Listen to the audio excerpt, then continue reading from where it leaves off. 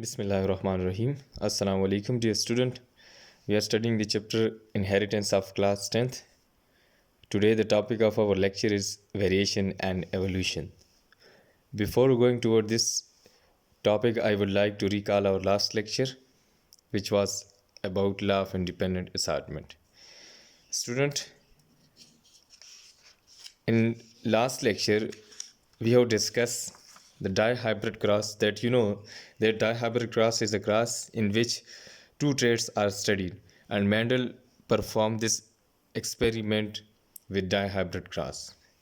After this, we have discussed the law of independent assortment in detail, in which he performed experiment between round yellow seed plant of pea and cross with wrinkled green plant, and he get a result of F1 generation. All the plants were round yellow. Round was shape of seed and yellow was color, and here wrinkled was shape and green was color. In F1 generation, all the plants were round yellow, and then he crossed these F1 generation offspring with each other and get the result of F2 offspring with phenotypic ratio of 9:3:1. Student, this was all about the previous lecture, which I have told you and explained in previous lecture in detail. Now come towards the today's lecture, that is about the variation and evolution. Student, variation और evolution आज हमारा topic है. इससे पहले मैं आपको ये बताऊं कि वेरिएशन होता क्या है. वैरायटी, जैसे हम कहते हैं ना वैरायटी, अक़साम उसकी, तो वेरिएशन का ये मतलब होता है कि वैरायटी, अक़साम. तो अब देखते हैं कि वेरिएशन एंड एवोल्यूशन इस जेनेटिक्स के टर्म में किस तरह एक्सप्लेन होगी, तो उसको देखते हैं. Individual show great differences of form, size, colour, habit and physiology among themselves. कहता है कि इंडिविजुअल्स, जितने भी लिविंग ऑर्गेनिज्म है, वो बहुत सारे डिफरेंसेस रखते हैं. उनकी शक्ल में भी डिफरेंस होता है. आप खुद देखें कि कितनी वैरायटीज़ हैं हमारे पास लिविंग ऑर्गेनिज्म की. एक स्पीशी है, वो दूसरी स्पीशी से डिफर कर रही है. फिर इसी तरह एक ऑर्गेनिज्म दूसरे से कहीं किसी जगह पे वो है, उससे वेरी कर रहा है. तो इस जितनी भी कुछ कलर में उससे वेरी कर रहे हैं, कुछ साइज़ में, कुछ हैबिट में, कुछ उनकी फिजियोलॉजी जो है उसमें जो है वो एक दूसरे से डिफ्रेंशिएट कर रहे हैं. तो ये सारा डिफरेंस उनके अंदर पाया जाना, उनके अंदर ये सारी डिफरेंसेस पाए जाने को हम क्या कहते हैं? वेरिएशन कहते हैं. These differences are termed as variation. इन सारे डिफरेंसेस को हम वेरिएशन कहते हैं. होप कि आपको वेरिएशन का कंसेप्ट समझ आ गया कि वेरिएशन होता क्या है. अब इसकी डेफिनेशन की तरफ अगर जाएं, हम उसको प्रॉपर डिफाइन करें तो हम इस तरह कहते हैं, variation can be defined as differences in traits between individual of the same species. कहते हैं कि वेरिएशन को अब अगर हम डिफ़ाइन करें तो हम ये कहते हैं कि एक जो डिफरेंसेस होते हैं ट्रेट में किसी भी इंडिविजुअल के दरमियान सेम स्पीशी के, तो उनको हम वेरिएशंस कहते हैं. यानी कि फॉर एग्जांपल हमारे पास पी प्लांट है, उसकी एक स्पीशी है, और उसी स्पीशी के अंदर कोई दूसरा इंडिविजुअल है और उसके अंदर कहीं उसका कलर चेंज हो गया है उसके फ्लावर का, कहीं उसका सीड पोर्ट जो है वो चेंज हो गई है, कहीं भी उसके हाइट में कहीं कोई डिफरेंस आ गया, वेरिएशन आ गई है, कोई फ़र्क आ गया है, तो उसको हम वेरिएशन कहते हैं. यानी कि एक सेम स्पीशी के जो ट्रेट्स होते हैं उनके दरमियान जो है अगर डिफरेंसेस पाए जाएँ तो उनको हम वेरिएशन कहते हैं. Variation is necessary for natural selection. अच्छा, यहाँ पे एक टर्म यूज़ हुई है, नेचुरल सिलेक्शन. नेचुरल सिलेक्शन का मतलब होता है कि वो चीज़ जिसको कुदरत सेलेक्ट करती है, यानी कि देखें अब कुदरत उसी चीज़ को सिलेक्ट करती है जो ज़्यादा उस जो पीरियड ऑफ टाइम होता है उसके लिए सूटेबल हो, तो उसको सिलेक्शन करती है. तो ये वेरिएशन जो होती है, इसकी वजह से जितनी भी लिविंग ऑर्गेनिज्म है नेचुरल उनको सिलेक्शन करती है. ये वेरिएशन नेचुरल सिलेक्शन के लिए इंतहाई इम्पोर्टेंट है. अगर वेरिएशन ना हो तो फिर नेचुरल सिलेक्शन जो है वो कम हो जाएगी, क्योंकि उसमें फिर आगे न्यू ऑर्गेनिज्म या न्यू स्पीशी जो है उनका इवाल्व होना जो है मुश्किल हो जाता है. तो यहाँ वेरिएशन के साथ एवोल्यूशन भी है. एवोल्यूशन का मतलब ये है कि जैसे जैसे वेरिएशन आ रही है एक स्पीशी के अंदर, तो साथ साथ वो उनके अंदर एवोल्यूशन आ रही है, उनके अंदर इवॉल्वमेंट आ रही है, यानी कि वो जो पहली स्पीशीज़ थी, अब उनके अंदर कुछ ऐसे न्यू ट्रेड्स आ गए, कुछ ऐसे न्यू डिफरेंसेस आ गए जिन्होंने लीड किया टूवर्ड्स एवोल्यूशन, यानी कि नया जो है उससे वो स्पीशी जो है चेंज होकर एक नई स्पीशी के अंदर कन्वर्ट हो गई। तो इसको हम एवोल्यूशन के सेंस में लेते हैं। Natural selection favors individuals with traits that are best adapted to their environment and enable them to change when environment changes. अच्छा, कहता है कि नेचुरल सिलेक्शन जो है वो फेवर करती है किसी भी इंडिविजुअल को उसके ट्रेड्स के साथ, उनको जो बेस्ट एडाप्टेड होती है अपने एनवायरनमेंट के साथ। यानी कि देखें, चेंज कोई आ गई, फॉर एग्जांपल आजकल सर्दियां हैं, तो कोई ऐसा ऑर्गेनिज्म जो अपने आप को इस तरह चेंज कर ले कि वो इसके आजकल की जिस तरह सर्दियां हैं इस एनवायरनमेंट के मुताबिक वो अपने आप को एडॉप्ट कर ले, तो नेचुरल सिलेक्शन इस तरह की जो ट्रेड्स या इसके अंदर कोई जो चेंज आती है करेक्टर जो है उसको फेवर करता है। और ये चेंजेस फिर एनवायरनमेंट के साथ वो चेंज करता रहता है जब एनवायरनमेंट जो है वो चेंज होता रहता है। Beauty of nature is because of diversity among living organism. अच्छा, एक बात कि जो ब्यूटी ऑफ वर्ड है, नेचर है, वो डाइवर्सिटी से है। डाइवर्सिटी का क्या मतलब कि अक़साम, बायोडाइवर्सिटी आपने पढ़ी है। फिर इसके अलावा कहता है कि किसी भी ऑर्गेनिज्म के अंदर या किसी जिस चीज़ की भी आप बात करें तो उसके अंदर अगर डाइवर्सिटी ना पाई जाए तो फिर उसकी ब्यूटी जो है, मुझे नहीं लगता है कि उसकी ब्यूटी इस तरह प्रॉपर हो सके।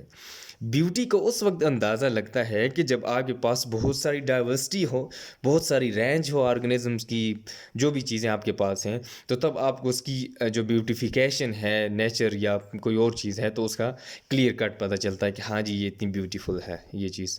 जिस तरह ये जो नेचर की ब्यूटी है ये बायोडाइवर्सिटी की वजह, यानी कि डाइवर्सिटी की वजह से होती है, और ये डाइवर्सिटी वेरिएशंस की वजह से होती है। यानी कि जब आपके पास डाइवर्सिटी होती है तो इट मीन्स ये वेरिएशन की वजह से, जैसे वेरिएशन आ रही है एक स्पीशी के अंदर, with the passage of time वो स्पीशी जो है वो चेंज होकर दूसरी स्पीशी के अंदर कन्वर्ट हो जाती है। तो जब एक स्पीशी दूसरी स्पीशी से डिफरेंट है, फिर इस तरह तीसरी करते करते आपके पास थाउजेंड्स ऑफ स्पीशीज आ जाती हैं, एक डाइवर्सिटी बन जाती है आपके पास लिविंग ऑर्गेनिज्म की। तो ये सारी जितनी भी ब्यूटी है वो डाइवर्सिटी की वजह से।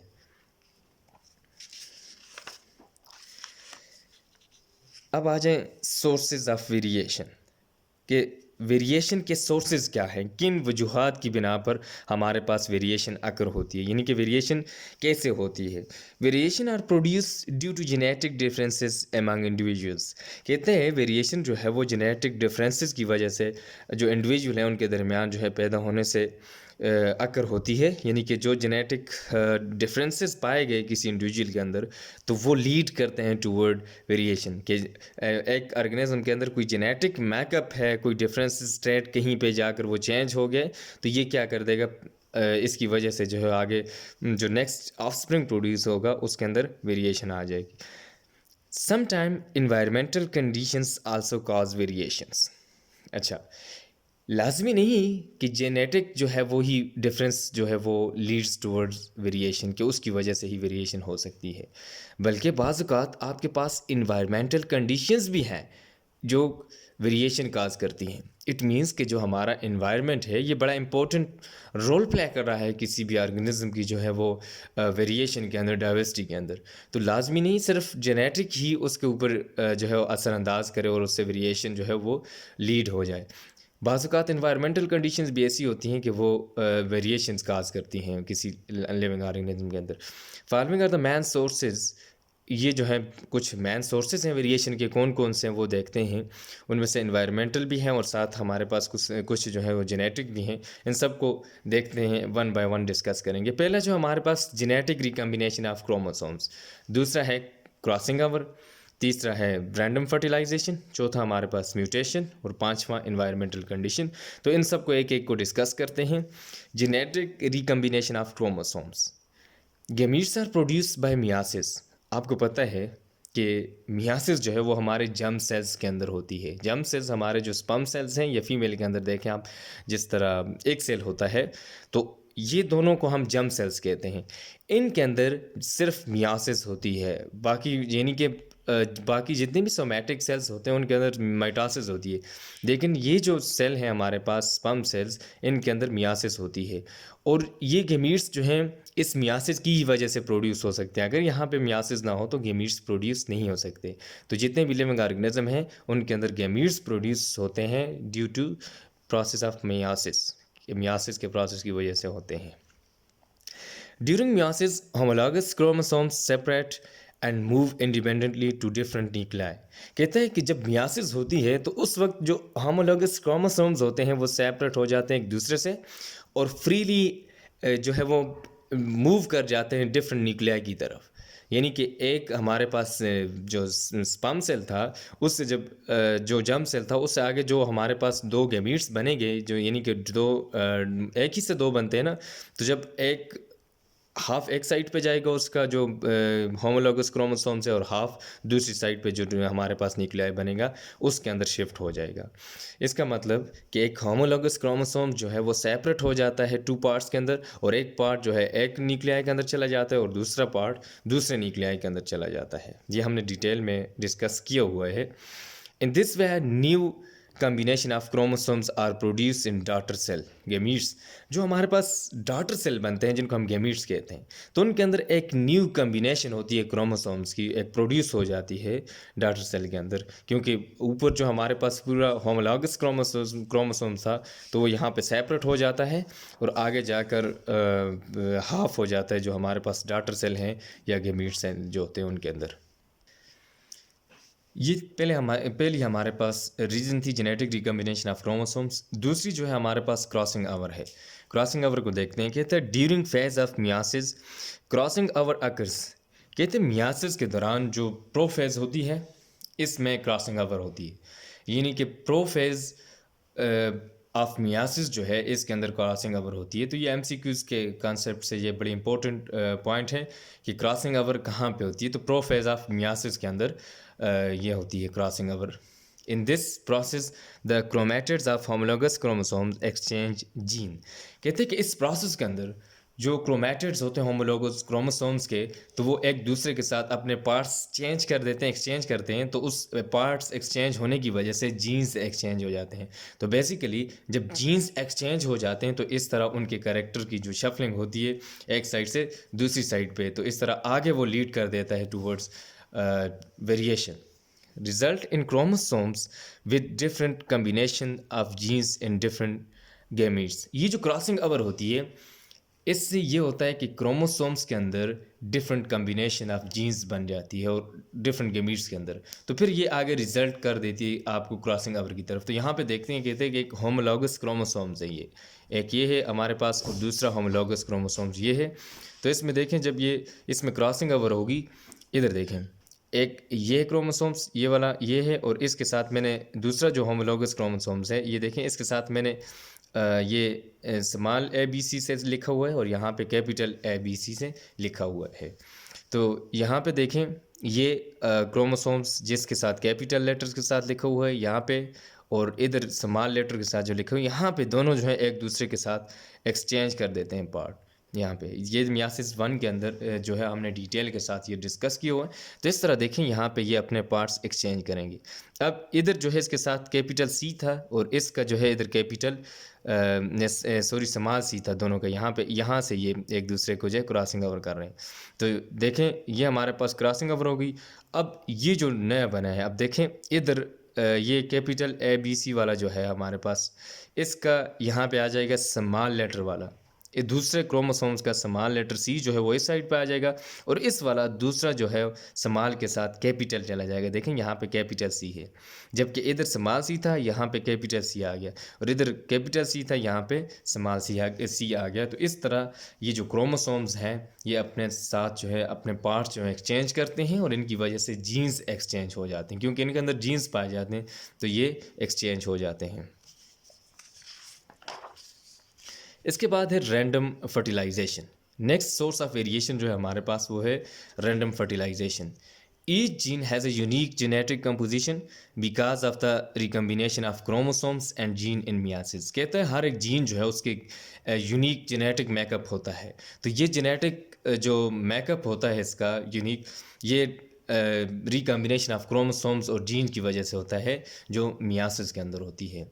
When gametes combine randomly during fertilisation, organism produce are different from other species. कहते हैं जब कभी भी गैमीट्स जो हैं वो रैंडमली फर्टिलाइजेशन के दौरान, वैसे जो गैमीट्स जो हैं वो एक दूसरे के साथ, मेल गैमीट्स और फीमेल गैमीट्स जब यूनाइट होते हैं तो जाइगोट्स बनाते हैं, फर्टिलाइजेशन इस प्रोसेस को हम कहते हैं. तो कहते हैं जब फर्टिलाइजेशन हो रही है उस वक्त रैंडमली एक दूसरे के साथ वो अगर कंबाइन हो जाए तो इसकी रिजल्ट की वजह से हमारे पास एक स्पीशी, एक नई स्पीशी बन जाती है. पहली जो स्पीशी उनकी जो पेरेंट स्पीशी होती है उससे वो थोड़ी डिफरेंट होती है, तो फिर इस तरह एक नई स्पीशी हमारे पास प्रोड्यूस हो जाती है. तो इस तरह जो रैंडम फर्टिलाइजेशन है वो एक सोर्स बन जाती है हमारे पास वेरिएशन का.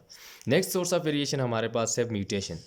Defined as any change in the nucleotide sequence of DNA. कहते हैं कि ऐसी कोई भी चेंज जो न्यूक्लियोटाइड सीक्वेंस ऑफ डीएनए के अंदर पाई जाए उसको हम म्यूटेशन कहते हैं. न्यूक्लियोटाइड जो है वो हमारे पास एक डीएनए का यूनिट है. इस न्यूक्लियोटाइड, डिफरेंट न्यूक्लियोटाइड जो हमारे पास मिलकर डीएनए बनाते हैं.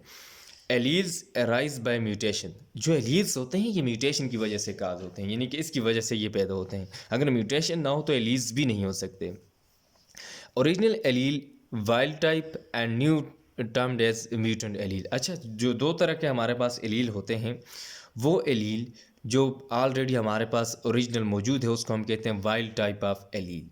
जो अगर म्यूटेशन हो गई है उसके बाद उसके अंदर कोई वेरिएशन आ गई है तो वो जो एलील अब हमारे पास होगा उसको हम म्यूटेंट एलील कहेंगे. कौन सा? Mutant allele. और जो ओरिजिनल होता है उसको हम वाइल्ड टाइप ऑफ एलील कहते हैं, और दूसरा जिसके अंदर कोई चेंज आ जाए, कोई म्यूटेशन आ जाए, उसको हम म्यूटेंट एलील कहते हैं. If there were no more no if there were no mutations there would be no variations. कहते हैं अगर म्यूटेशन ना हो तो यहाँ पे फिर वेरिएशन भी नहीं हो सकती. तो इसका मतलब कि वेरिएशन के अंदर म्यूटेशन का एक बड़ा रोल है कि इसकी वजह से ही आगे वेरिएशन काज हो सकती है. नेक्स्ट हमारे पास जो सोर्स है वेरिएशन का वो है environmental conditions. Although the environment has no role in initial production of variations once variation are produce. कहता है कि जब ये आपको क्लियर पता है कि जब कोई वेरिएशन प्रोड्यूस हो रही है इनिशली तो उस वक्त एनवायरनमेंट का कोई रोल नहीं होता उस वेरिएशन के ऊपर, क्योंकि वो तो जेनेटिक होती है उस वक्त. लेकिन बाज़ जब वो वेरिएशन प्रोड्यूस हो जाती है तो उसके बाद कहीं किसी स्टेज के ऊपर जाकर एनवायरनमेंट जो है वो अपना इफेक्ट शो करता है और उसकी वजह से वहाँ पे वो जो जीन्स वगैरह जो हैं वो अपनी वेरिएशन शो करते हैं. Once variation are produce the individual with variation are best suited to that particular environment and have more chances of survival. कहता है कि जब environment ये वेरिएशन प्रोड्यूस हो जाती है किसी इंडिविजुअल के अंदर तो उस वक्त वो अगर environment को बेस्ट सूट कर रही है तो उसके जो सर्वाइवल के चांसेस होते हैं वो बहुत ज़्यादा होते हैं.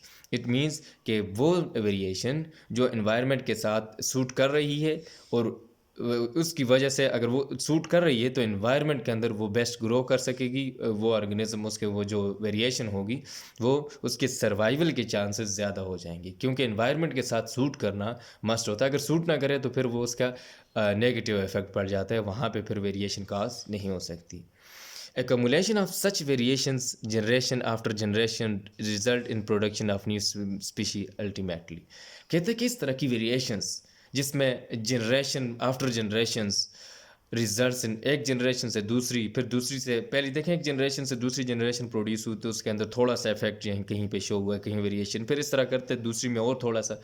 आफ्टर सम जनरेशन जो हमारे पास एक न्यू जो है स्पीशी बन जाती है. तो इस तरह न्यू स्पीशी का बनने वाला प्रोसेस जो है इसके पीछे अगर बात की जाए तो हमारे पास वेरिएशन होती है. वेरिएशन की वजह से हमारे पास जो है वो कोई भी स्पीशी, एक नई स्पीशी जो है वो बन सकती है. Student, this was all about the today lecture. Now I would like to sum up our lecture. Student, today we have discussed the variation and evolution. Both these have a great relationship. Due to variation there will be evolution. If there is no variation then there will be no evolution. And we have defined the variation as any differences between the traits is called variation. Then we have discussed the sources of variation, that how many sources are there and how they play an important role in variations, like genetic recombination of chromosomes. In detail we have discussed. After this we have discussed the crossing over in detail, that how crossing over play an important role in variations and leading towards the evolution. Then random fertilization. Then we have discussed the mutation, which is the most important source of variations. And then finally, we have discussed the environmental conditions. I have told you that environmental conditions not take part in initially a variation, but in after some time, environmental conditions play an important role for the survival of variation in environment. Student, this was all about the today lecture. This was all about the today lecture. If you have any query or problem, you may ask. Your home assignment is write a detailed note on variation and sources of variation. Allah Hafiz, बहुत शुक्रिया.